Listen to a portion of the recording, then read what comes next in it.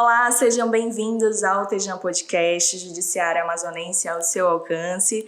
Você que nos ouve ou nos assiste, nós agradecemos a sua audiência neste episódio. Eu sou a Vanessa Brito, jornalista.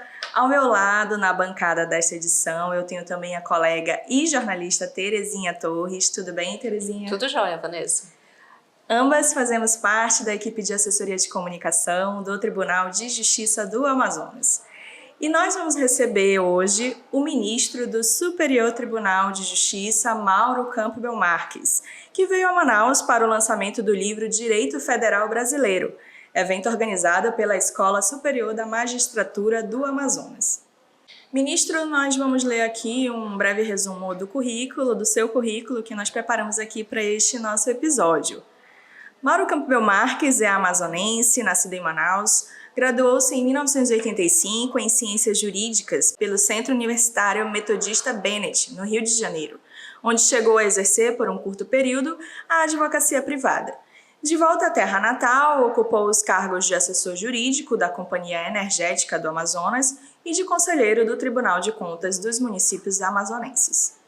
Ingressou no Ministério Público do Estado do Amazonas em 1987, como promotor de justiça de primeira entrância no município de Manicoré. Em 1999, foi promovido a procurador de justiça e, por 3 vezes, foi eleito procurador-geral do Ministério Público do Estado do Amazonas. No Executivo amazonense, ocupou os cargos de secretário de Estado de Justiça, secretário de Estado de Segurança Pública e secretário de Estado de Controle Interno, Ética e Transparência. Tomou posse como ministro do Superior Tribunal de Justiça em 17 de junho de 2008, em vaga destinada ao Ministério Público.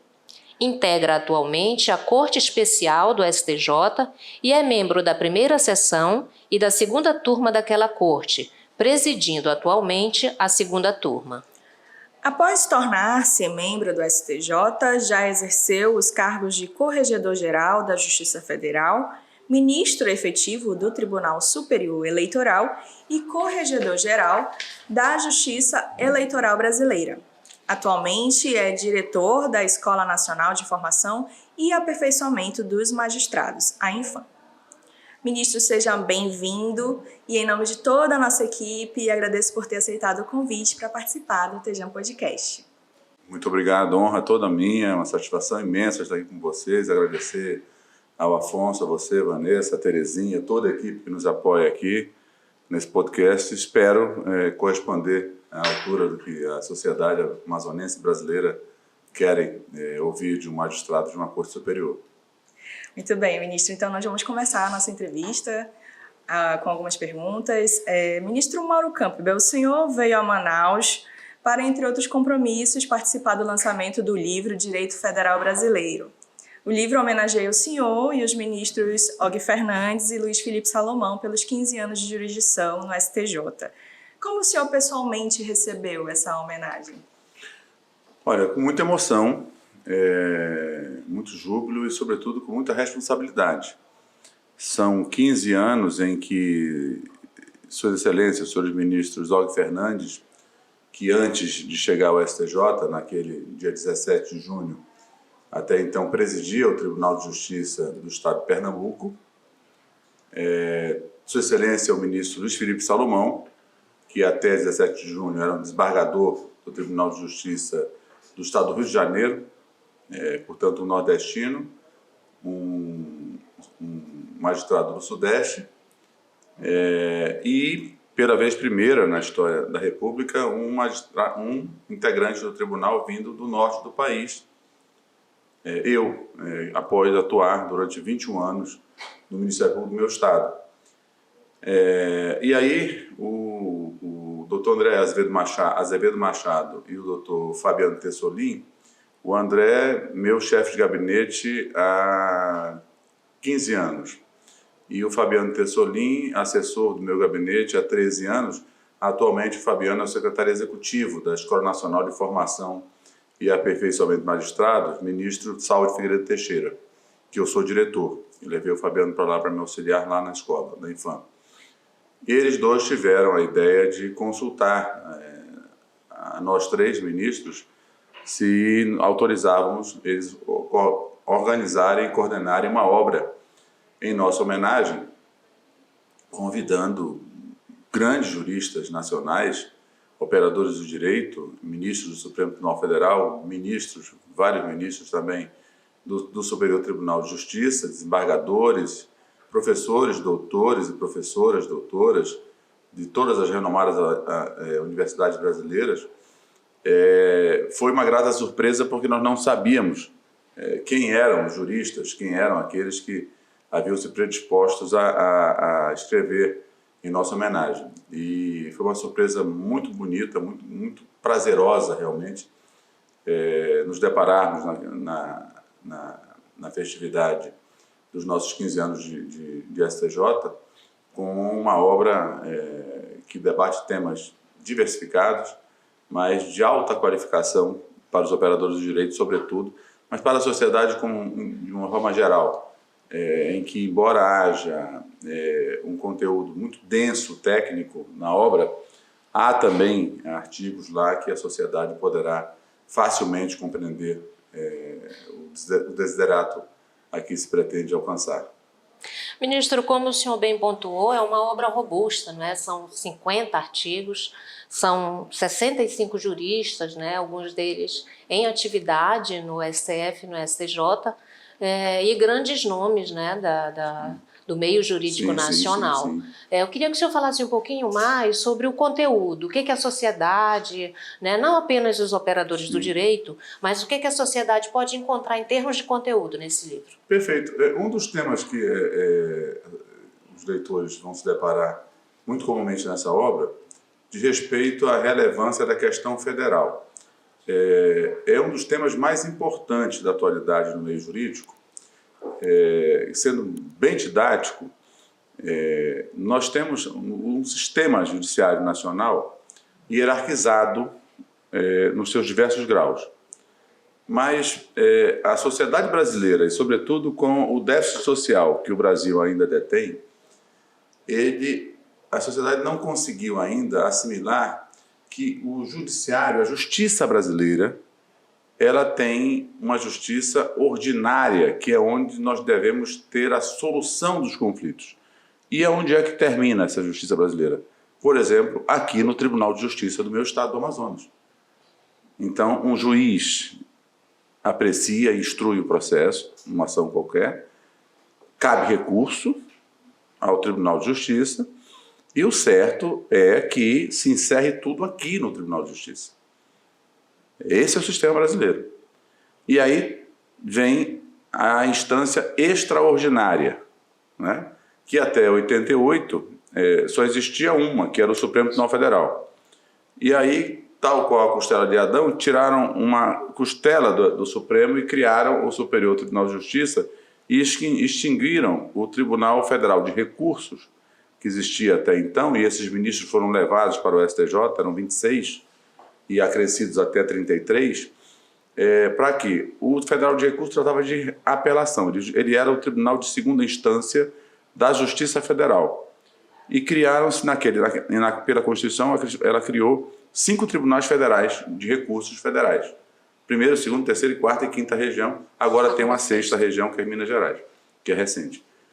Mas eu fiz essa explicação para dizer que o STJ e o STF não devem ser as instâncias ordinárias para acesso. O que não se pode é negar acesso a elas, mas elas só excepcionalmente deveriam chegar.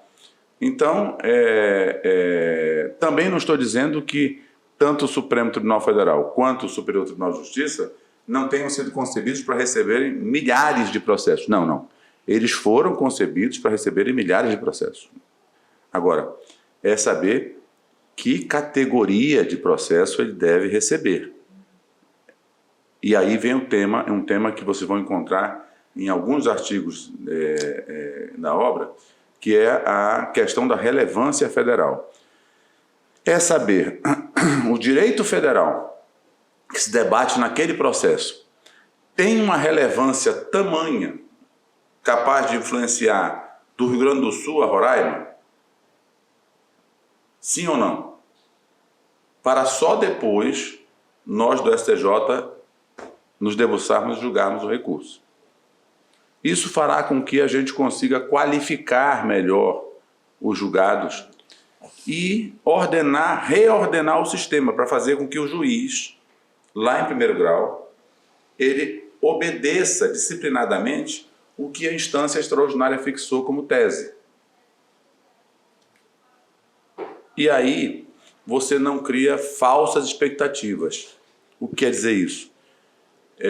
O hipossuficiente, o descamisado, o pescador ribeirinho aqui, meu conterrâneo lá do meio da mata, alguém diz a ele, olha, tem um direito que você não recebeu ainda, uma gratificação X aí para um benefício do INSS, né? Se já tiver a tese fixada num sentido ou no outro, se for negativamente, olha, lamento, mas você não tem direito a isso. E eu não vou pegar teu dinheiro, que tu já não tens, para criar uma expectativa falsa a você. Então, a relevância federal, sobretudo, ela buscará fazer para o STJ o que o Supremo já conseguiu fazer com a repercussão geral. E hoje a crise processual do Supremo é bem diminuta, se comparada a 20 anos passados. Quando há 30 anos houve a grande crise. E lá em 88 era uma crise avassaladora que fez com que fosse criado o STJ. Um outro tema que se debate, que vocês vão encontrar, que a comunidade jurídica vai encontrar nessa obra, os novos limites da configuração do ato de improbidade administrativa e as sanções respectivas deste ato. Este é um tema muito caro, porque eu sempre comparo essa legislação a algo que eu espero seja transitório, e o mais rapidamente transitório, que é a lei de improbidade administrativa, né? Ou seja, dizer que quem é gestor público tem que ser honesto, probo e competente. Quando eu coordenei uma obra, acho que há uns 8 anos, e era também ficou um livro bem denso de conteúdo, tinha o ministro do Supremo, enfim, vários falando sobre improbidade administrativa, e estava em casa, naquele momento histórico, uma magistrada aposentada da Nova Zelândia. E a Gil me perguntou o que era esse livro, que ela foi para o lançamento do livro. Eu estava em Brasília. E eu fui explicar para ela o que era. E ela disse, mas vocês têm uma lei aqui no Brasil que exige que o gestor público seja honesto, sério e competente? Existe isso aqui? Ele disse, olha, por enquanto existe, eu espero que logo, logo esse livro vire descanso de porta, para segurar a porta, ou para colocar o monitor mais alto, e que se esqueça que um dia nós precisamos disso. Mas, enfim, o que aconteceu depois disso é que eu sou nomeado, então, presidente da comissão de revisão dessa lei de improbidade administrativa. O projeto que nós elaboramos na comissão, que foi para o Congresso, ele sofreu salutares alterações, que é dever da Casa Legislativa, da Câmara Baixa e da Câmara Alta, fazerem as adaptações que acharem necessárias, e ao fim e ao cabo, a nova lei foi submetida ao crivo do Supremo Tribunal Federal. E para mim essa grande satisfação, a imensa maioria das alterações que tinham sido feitas ao projeto que nós elaboramos, voltaram à versão original que nós colocamos no projeto original que nós fizemos na comissão, e a senhora vão encontrar na obra exatamente essa decodificação, ou seja, do que foi que o Supremo Tribunal Federal atualizou disso. E melhor ainda que um dos autores de artigos que trata exatamente desse ponto é o relator das ADIs, das ações de declaração de inconstitucionalidade, que foi o ministro Alexandre de Moraes, no Supremo Tribunal Federal. Ele fez um longo artigo, muito minudente, em que ele explica ponto a ponto do voto que foi vencedor, que foi o voto dele, reordenando essa legislação. Então, para não ser tão prolixo, eu diria a vocês que certamente essa obra ela tem um conteúdo vasto e denso e que certamente servirá para os operadores de direito, sobretudo de supedâneo, para ações, recursos, enfim, trabalhos acadêmicos. Com certeza é uma obra que instigará isso. Agora, o lançamento, né, dessa obra que nós estamos destacando aqui também homenageia os dois ministros, né, o Og Fernandes e o Luiz Felipe Salomão. Os senhores tomaram posse na mesma data e cumpriram juntos essa jornada de 15 anos. E no lançamento dessa obra, nessa mesma obra em Brasília, o senhor falou do impacto de ter se tornado magistrado do Superior Tribunal de Justiça, cuja atividade jurisdicional, nas suas palavras, contribuiu para transformar a sociedade brasileira, né? O senhor entende que esse é um ponto comum entre os senhores ministros? O senhor pode falar um pouco da convivência, dessa experiência compartilhada com esses dois colegas do STJ? Sim, Vanessa, é muito prazeroso, é um sentimento inigualável. Sobretudo para mim, veja, eu venho de um sistema judiciário, comparado aos grandes sistemas judiciários dos outros estados, muito diminuto, convenhamos, né? Por outro lado, eu levei daqui uma experiência de dificuldade de acesso ao judiciário e de saída do judiciário, que lá para aquelas plagas é diferente, é bem diferente. Ou seja, trocando em miúdos, nós temos defensoria pública, por exemplo, no Rio de Janeiro, desde que existe Ministério Público. A daqui foi criada por força de uma ação civil pública encetada pelo Ministério Público quando eu era membro do Ministério Público ainda no Amazonas. E só mais recentemente foram criados os núcleos da Defensoria Pública pelo interior do Estado. O fortalecimento, né, da ação, entendeu? da então, atuação quando do órgão. o desembargador Pascarelli e eu atuamos juntos em Manicoré, nós tínhamos um rábula. A figura do rábula, que eu não sei se vocês nunca viram na vida de vocês isso, mas era o senhor Arindal Vinícius da Fonseca Reis, e era um excelente rábula. Se duvidar, dava aula para muito advogado. Não tinha o curso de Direito, era um estudioso, um leitor quanto mais, e se portava nas audiências, nos processos conosco, suprindo a deficiência de um advogado na Calha do Madeira. Muito tempo depois é que foi um advogado para lá, que até elegeu-se vereador, Galdino Girão de Alencar, que advogava para tudo. Era assim. Então, eu levo para o Superior Tribunal de Justiça também algo de bom para demonstrar a eles que nós temos vários Brasis num só. Sim. Então, a convivência minha, nossa, entre Og, Salomão e eu, sempre foi extraordinária. Raríssimas as vezes, quando estivemos de órgão colegiado, o ministro Og Fernandes um pouco mais, nós ficamos mais parceiros, muito próximos. Por quê? Porque o ministro Luiz Felipe Salomão, ele foi atuar no direito privado. É interessante, já que a dimensão do programa recomenda isso, né? O Superior Tribunal de Justiça ele é composto de 33 ministros e de 6 turmas julgadoras, cada uma com 5 ministros. A primeira e a segunda turmas, cada uma com 5 ministros, julga matéria tributária e administrativa, direito público. A terceira e quarta turmas julga direito privado, direito empresarial, direito comercial, direito de família, é a terceira e quarta turmas. E a quinta e sexta turma julga matéria criminal. Tá? Então, o ministro Salomão ele tomou posse e sentou numa cadeira do direito privado, na quarta turma. Só saiu ano passado para assumir o cargo de corregedor nacional.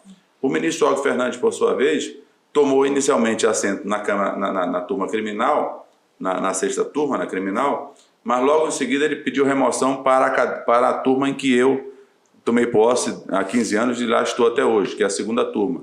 Modéstia à parte, eu sempre digo, a melhor delas do STJ é a segunda turma. E eu e Og compunhamos, então, a segunda turma e a primeira sessão de Direito Público, que as duas turmas se reúnem quando há alguma divergência, por exemplo, ou para julgar mandados de segurança, que são ações originárias do STJ, contra atos de ministros de Estado, também são julgados na primeira sessão. Então, Og e eu estivemos muito mais próximos, julgando colegiadamente. Depois, nós três chegamos à Corte Especial. A Corte Especial é o órgão máximo da jurisdição do STJ. Então, os 15 ministros, dos 33, os 15 mais antigos, eu sou o 10º mais antigo, então os 15 mais antigos passam a integrar esse órgão, que é o órgão de cúpula do Judiciário no STJ.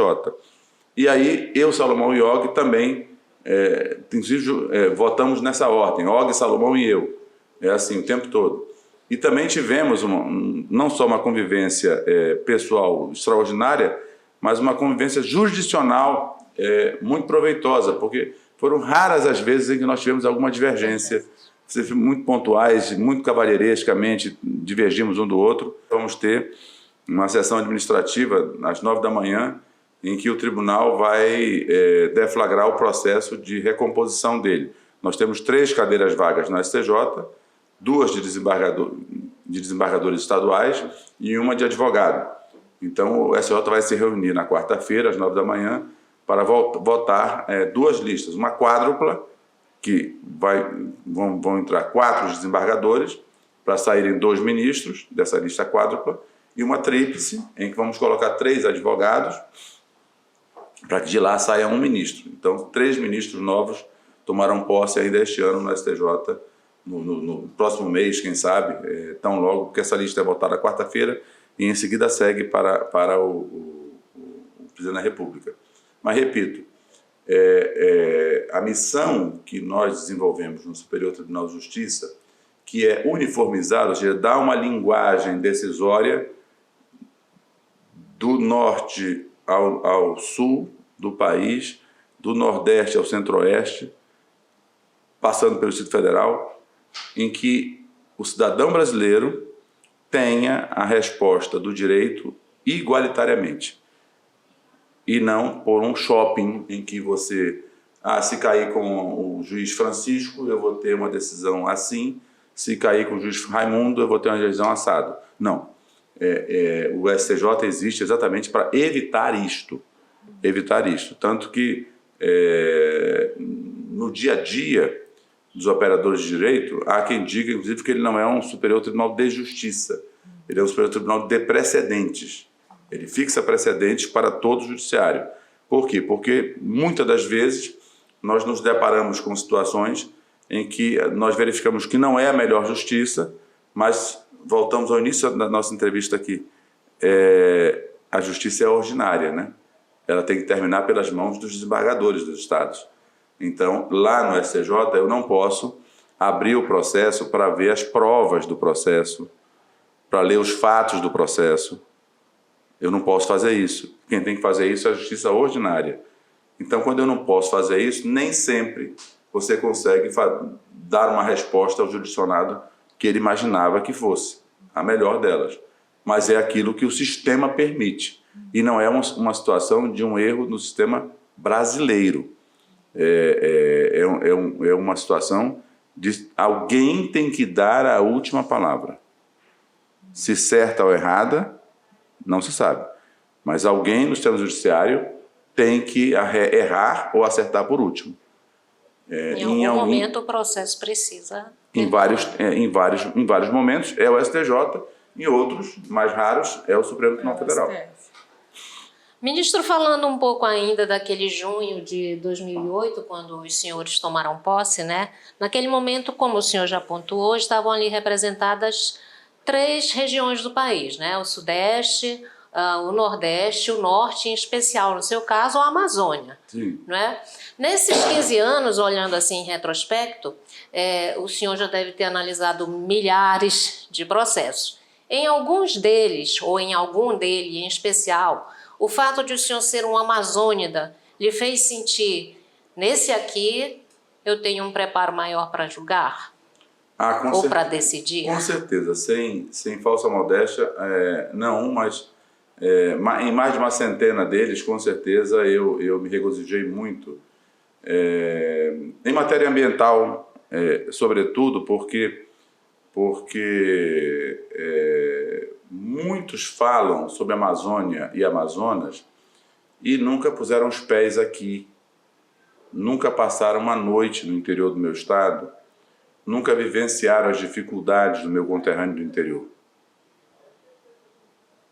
E dão aulas sobre o tema, desconhecendo a realidade que nós temos no dia a dia, naturalmente, lá. Eu falo muito, agora recentemente num seminário na Europa, eu fui chamado a falar sobre crédito de carbono. Isso é palavra do dia, né? Sim. E eu disse, olha, isso é realmente alvissareiro para a Amazônia. Mas eu peço cuidado para que nós não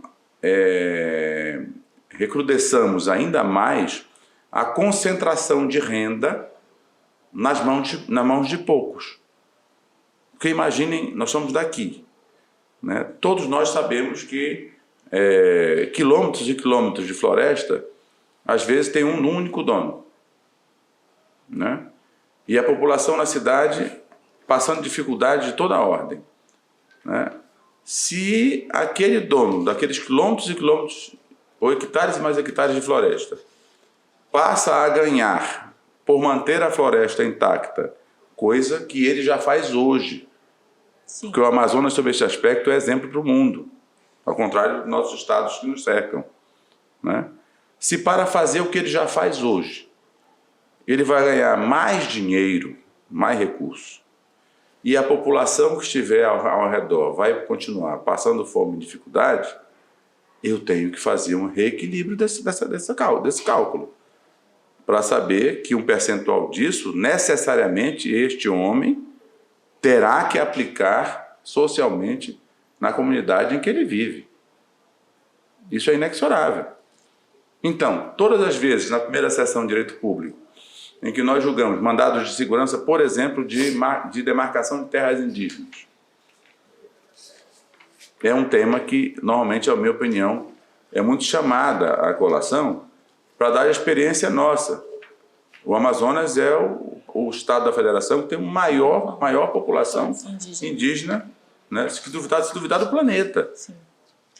E veja bem, quem é daqui sabe o que eu estou falando.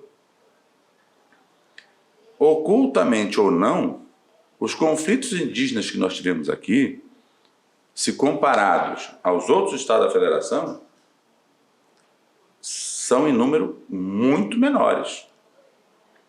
E normalmente protagonizados por não amazonenses. Foram pessoas que vieram de fora e que quiseram impor suas vontades aqui na comunidade indígena, que vivia pacificamente.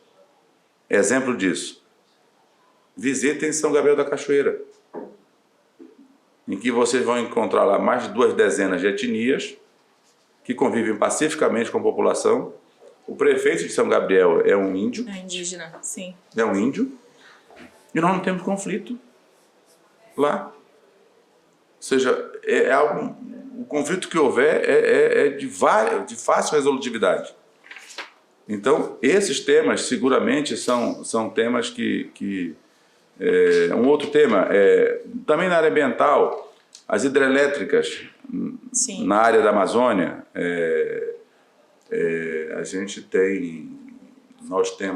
eu tenho particularmente, melhor dizendo, a convicção, por exemplo, que nós tivemos aqui um dos maiores desastres ambientais deste país, que foi a hidrelétrica de Balbina.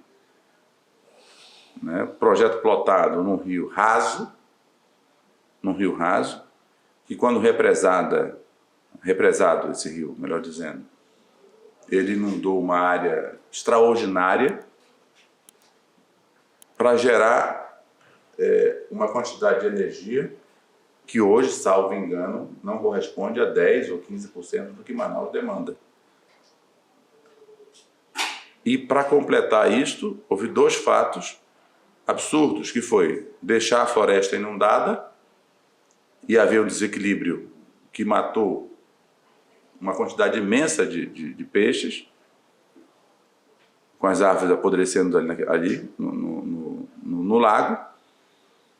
E um outro prejuízo que raros são os amazonenses que têm conhecimento, é que as margens do rio Atumã foi loteada, a margem foi loteada, as margens foram loteadas e compradas por famílias de São Paulo para serem indenizadas quando da alagação da hidrelétrica.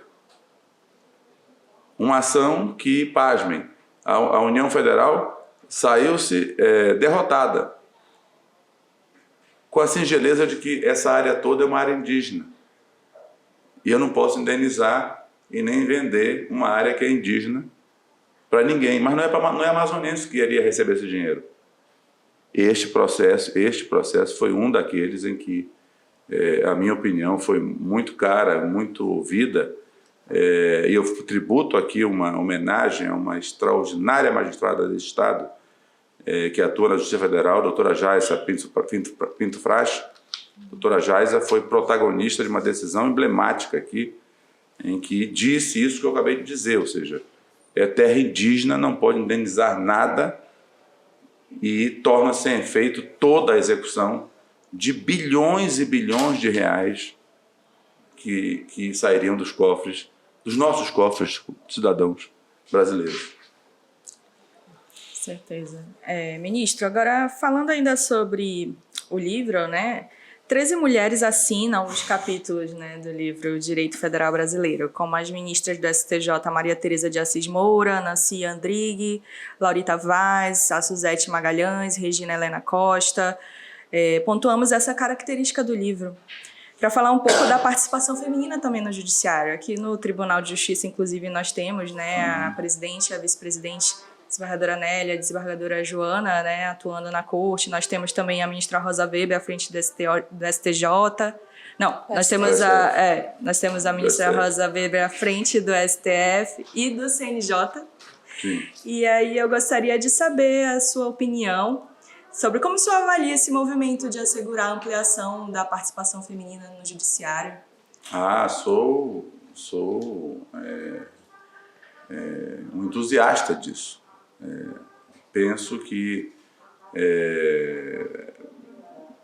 deixe-me dizer, nós nunca tivemos aqui a minha geração de operador de direito no Amazonas observou essa mudança à vida. Vamos recordar aqui, em 1981, o nosso Tribunal do Amazonas ganhou a sua primeira desembargadora. Sim. Desembargadora Naide Vasconcelos, que era do Ministério Público, ela nunca foi juíza. No 81, não foi? Eu falei 81. Salvo engano, Ano Internacional da Mulher, e essa indicação da desembargadora Naide teve, com uma das pessoas apoiadoras muito intensas, uma querida amiga do Amazonas e amazonense, da Gema, a Mini Dal Lindoso, sogra do desembargador Paulo Caminha Lima. A dona Minha era a primeira-dama do Estado à época, e foi ela que incentivou o marido, então probo e sério, o governador José Bernardino Lindoso, a fazer a nomeação da primeira desembargadora do Estado do Amazonas, 81. São Paulo teve a sua primeira desembargadora, também do Ministério Público, em 2001. Um tribunal que hoje conta com 358 desembargadores.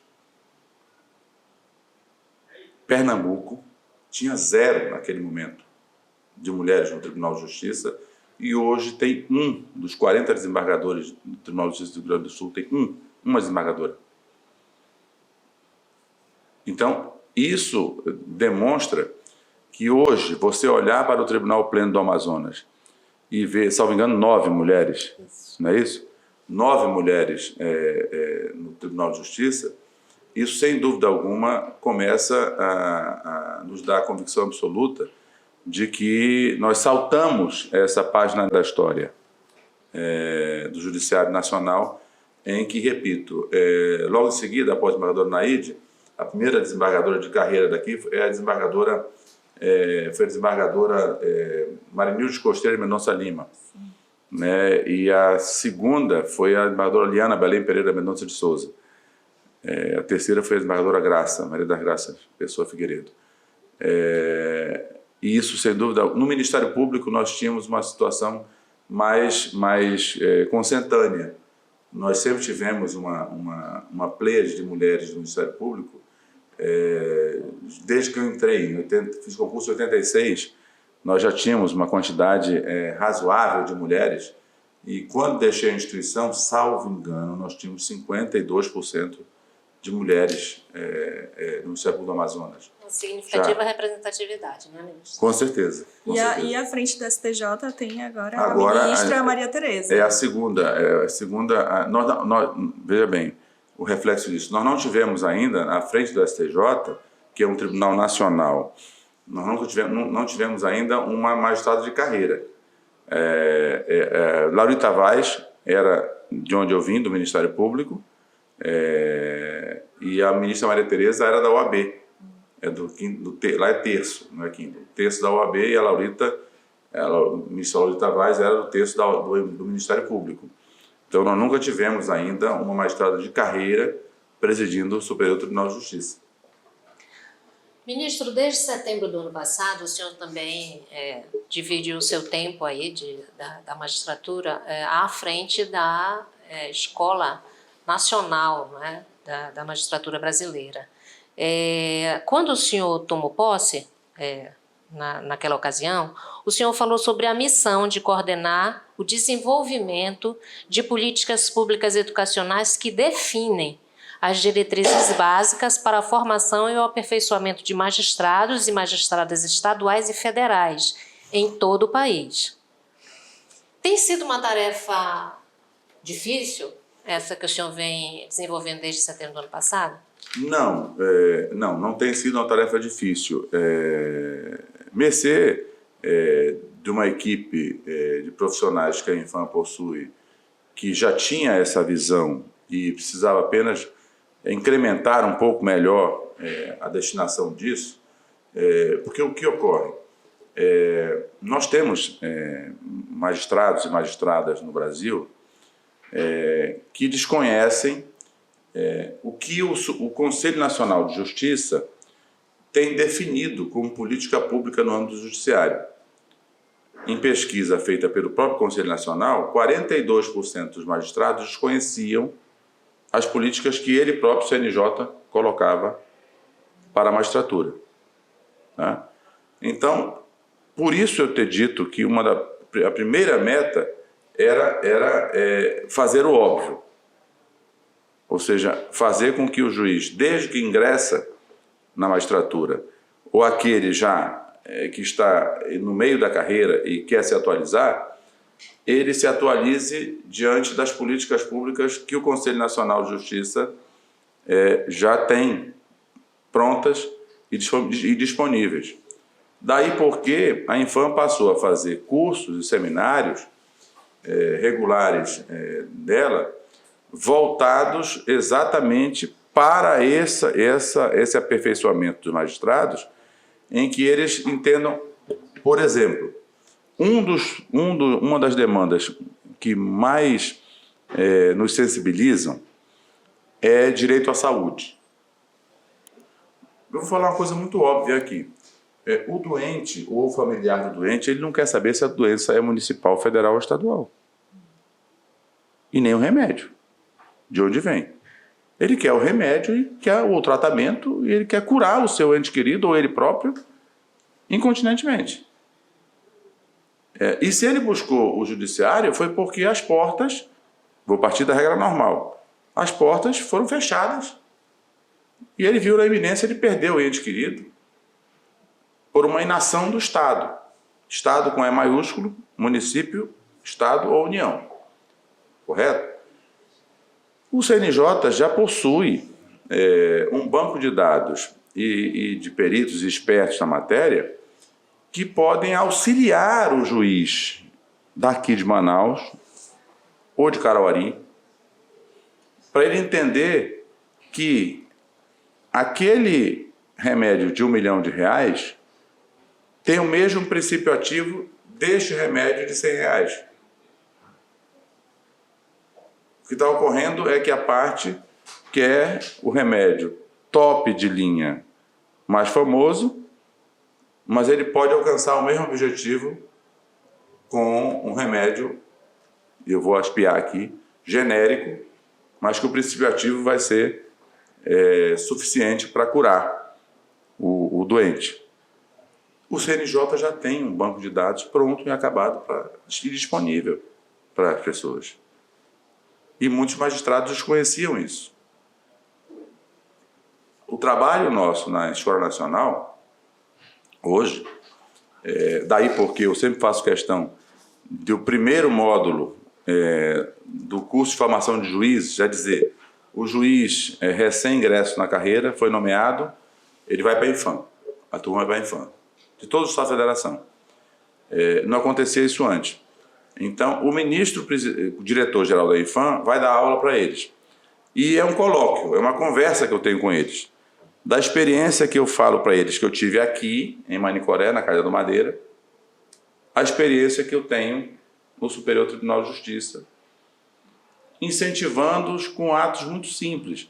É muito comum, por exemplo, que ao julgar um recurso do STJ, eu me depare com uma primorosa sentença de um juiz em que 20 anos depois, 10 anos depois, chegou às minhas mãos o recurso especial dessa sentença e o meu julgamento, o meu voto que prevaleceu, sustentou exatamente o que aquele juiz fez. Normalmente eu peço ao meu secretário, eu digo, Diego, por favor, me consiga o telefone desse juiz, veja se ele está aposentado, se ele tiver atividade, eu quero falar com ele.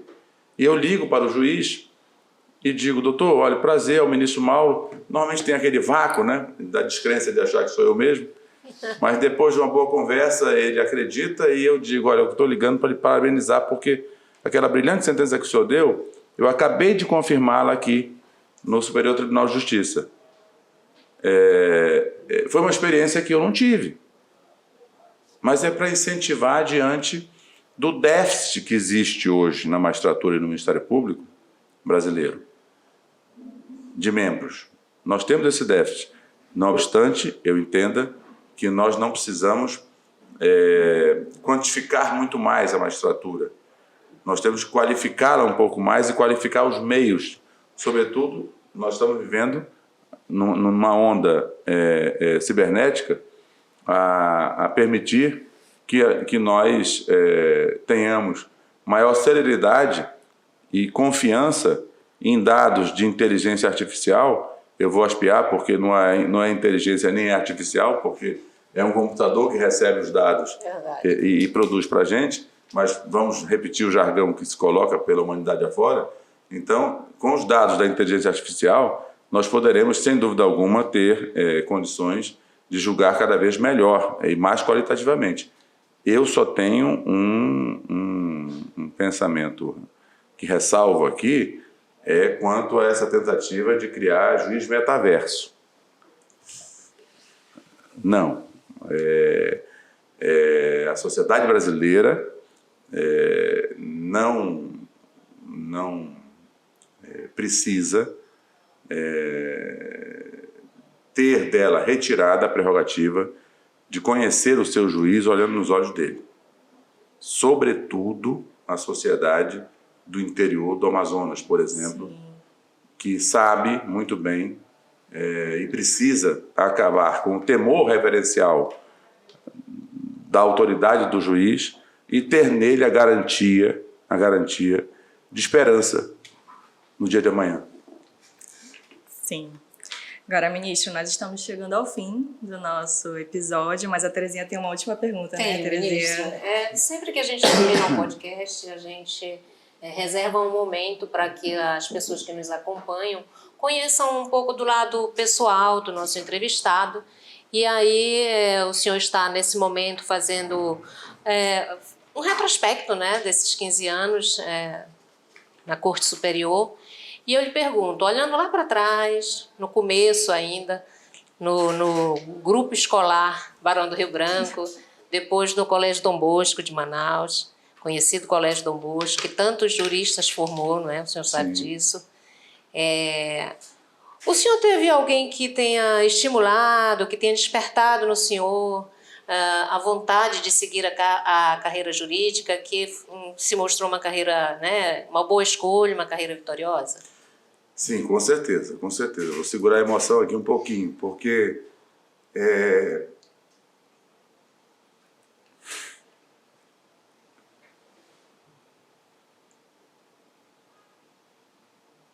eu tenho uma dívida de gratidão muito grande com a sociedade amazonense como um todo.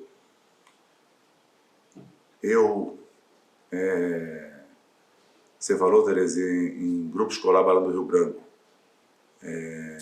Antes eu fui alfabetizado no Jardim de Infância Visconde de Mauá, que ficava atrás. Quem me ensinou a letra A foi a professora Alaide Paixão e Silva. Hoje já não, fisicamente entre nós. A professora Iris Onetti era minha professora no primário do Barão do Rio Branco. Depois fui para o Colégio Dom Bosco, onde lá inúmeros religiosos e religiosas conjuraram para que eu tivesse o êxito que tive na minha vida pública, em particular. Vou resumir aqui nas pessoas de Franco Dalla Valle, Cândido Grimaldi e Augusto Bartoli. E eu, muito influenciado por uma irmã, eu confesso que, embora naquela época se fazia teste vocacional, meu teste vocacional dava para direito o tempo todo, mas eu sou a influência de uma irmã muito saudosa hoje, e muito próxima, Viviane, que fazia medicina. Ela me incentivava a ir para aí fazer medicina com ela. Mas eu fiz o vestibular para medicina, para a Federal do Amazonas, foi assim, que fiquei naquela pior das posições, que é aprovado, não classificado, aguardando uma desistência para entrar para medicina, foi assim. E nesse período frustrado, tudo, eu fui para o Rio de Janeiro, para a casa de parentes, lá no Rio de Janeiro, e resolvi fazer vestibular para direito em 4 faculdades particulares, foi assim. E obtive aprovação nas 4 faculdades, foi assim. Me apaixonei pelo direito. Tinha pessoas que não eram familiares, mas pessoas muito próximas, como José Bernardo Cabral, que foi um grande incentivador e um exemplo para mim na área jurídica, foi assim. E depois, na Faculdade de Direito, lá no Rio de Janeiro, eu tive pelo menos dois magistrados excepcionais que me incentivaram muito e serviu realmente como um espelho, um bom espelho para eu me enxergar, que um falecido, com quem eu trabalhei mais proximamente, que era o desembargador José Rodrigues Lema, e um que está vivo ainda, presidiu o Tribunal do Rio de Janeiro, o desembargador Humberto de Mendonça Manes. Depois de formado, eu volto para Manaus, aprovei no concurso de ingresso ao Ministério Público, mas antes disso, tão logo cheguei, eu fui contratado como advogado e assessor da Companhia Energética do Amazonas, a Seletra, que tinha virado CEAN naquele momento. Então, em suma, é um preço de gratidão que começa desde daqueles professores e professoras que me forjaram lá no início, no curso primário, e depois na Faculdade de Direito, no Rio de Janeiro, mas, sobretudo,